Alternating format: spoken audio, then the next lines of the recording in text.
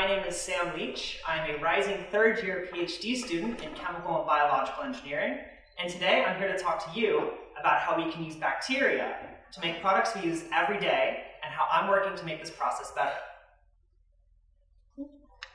So you may be familiar with the term protein. You know, it's very good for nutrition. But proteins actually power a lot of the products we use every day.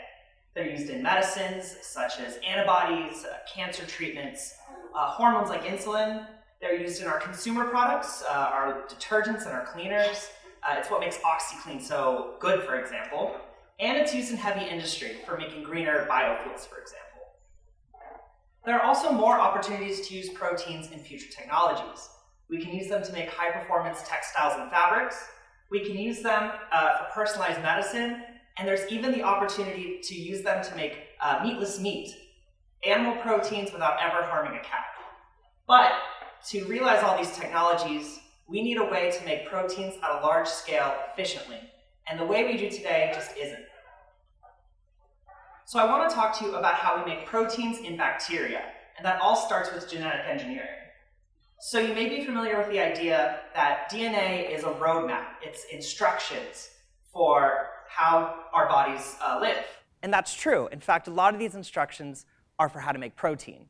So if we want to make a protein, let's say insulin, first we need to isolate the DNA, the gene, the part of our DNA that tells our body how to make insulin.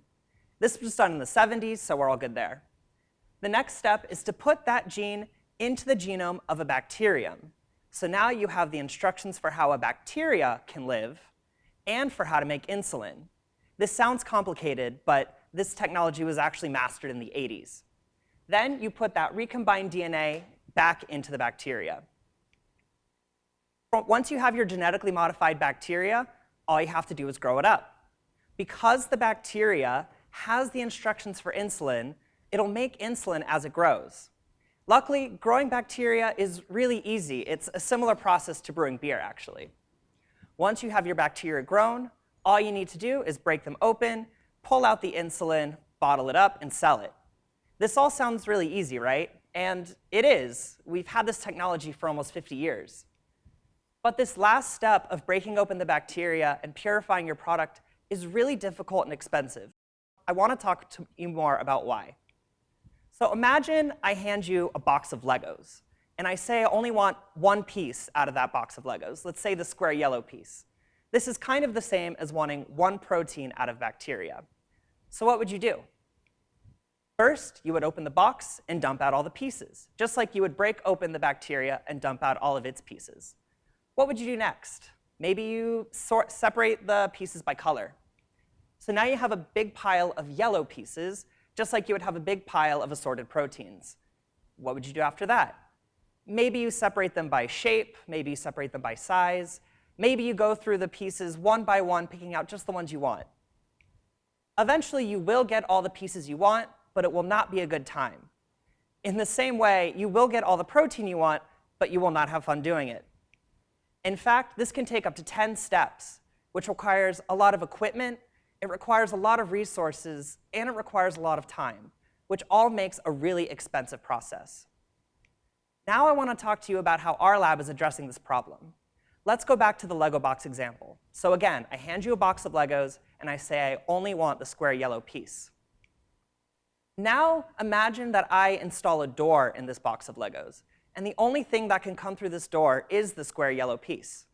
In the same way, imagine I install a door in our bacteria, and the only thing that can come through that door is the protein we want.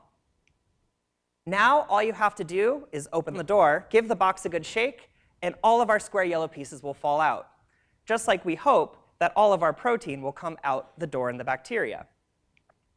And you're all done. Wasn't that a lot easier? In fact, with this process, we can reduce the number of steps to isolate our protein from 10 to just 1.